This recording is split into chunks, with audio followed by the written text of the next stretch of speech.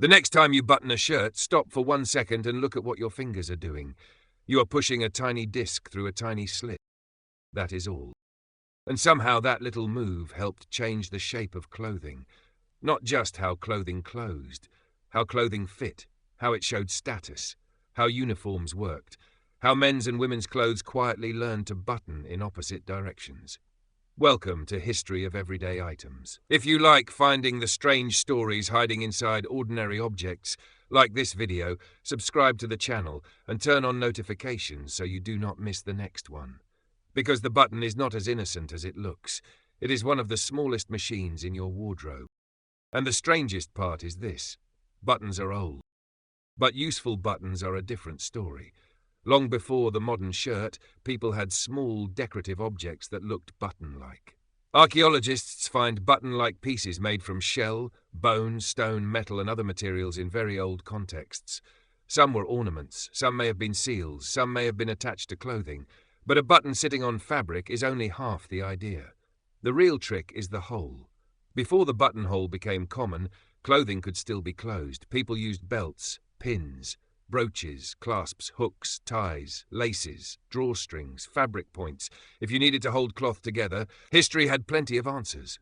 But those answers did not all behave the same way. A belt pulls around the body. A pin grabs fabric at one point. Lacing can hold tightly, but it takes time and often works like a small system of cords. A button and buttonhole do something quietly brilliant.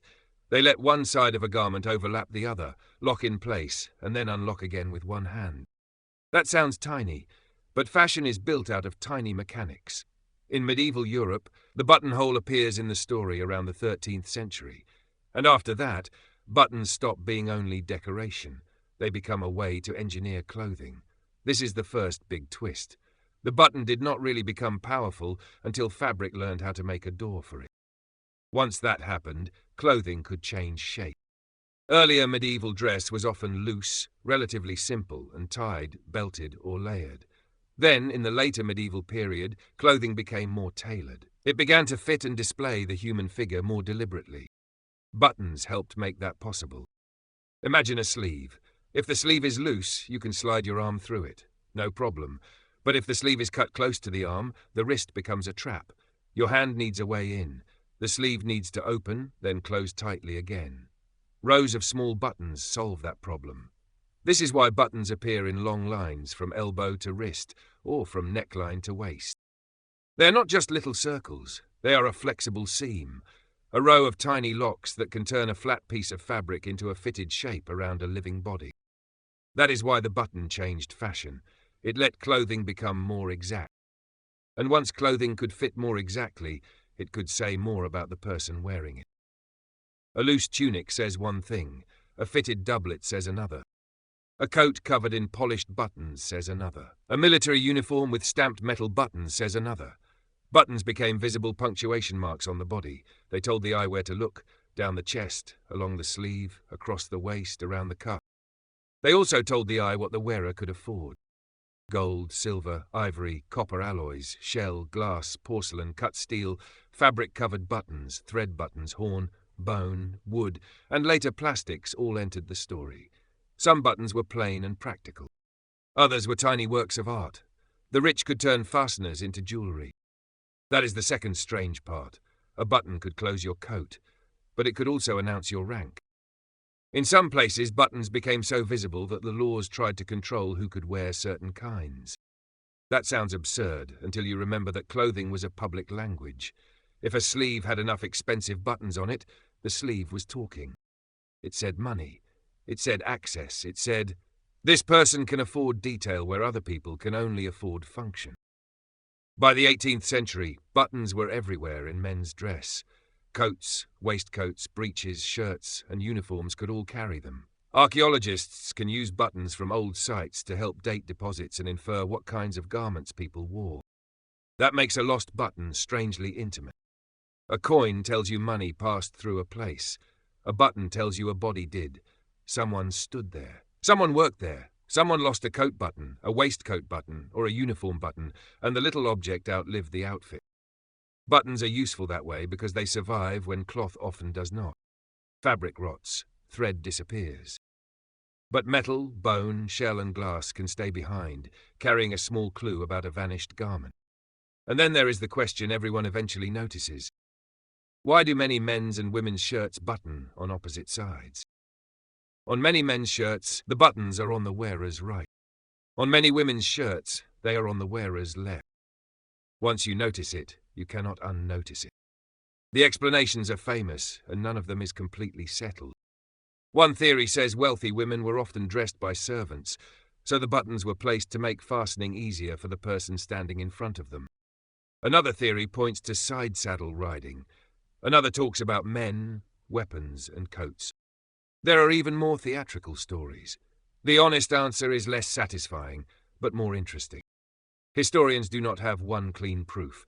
What we have is a convention that survived long after the world that may have produced it changed. That is the third strange part of button history. Even when the reason disappears, the habit can stay sewn into the shirt. A tiny placement decision becomes tradition. Tradition becomes manufacturing. Manufacturing becomes something you notice only when you accidentally put on a shirt from the other side of the store. Buttons also changed through industry. For a long time, buttons were handmade, specialized and material-rich. Button makers worked with shell, metal, fabric, bone, horn, glass, and other materials. Some buttons were wrapped in thread. Some were covered with fabric to match the garment. Some were cast, stamped, polished, painted, carved, or engraved. Then machines made them more regular. Shell buttons could be cut mechanically. Metal buttons could be stamped. Fabric-covered buttons could be made more efficiently. And in the 20th century, plastic changed the feeling of buttons again. Plastic made them cheap, consistent, washable, and available in huge numbers. The button became less like jewelry and more like a default setting. At the same time, the button gained rivals. The zipper could close a long opening quickly. Snaps could fasten without sewing a hole. Velcro could make closure almost instant. Elastic could remove the fastener altogether.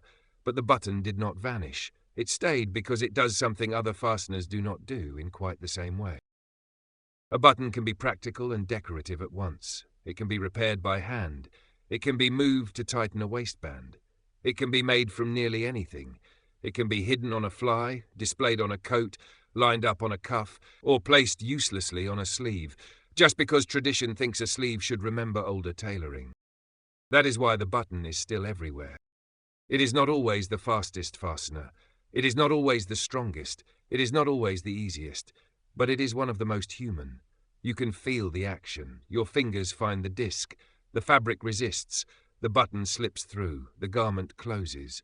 Every morning, people repeat a motion that carries centuries of clothing history, from ornament to fastener, from loose fabric to fitted fashion, from rank and uniform to plastic shirt buttons, from hand-sewn buttonholes to factory-made plackets.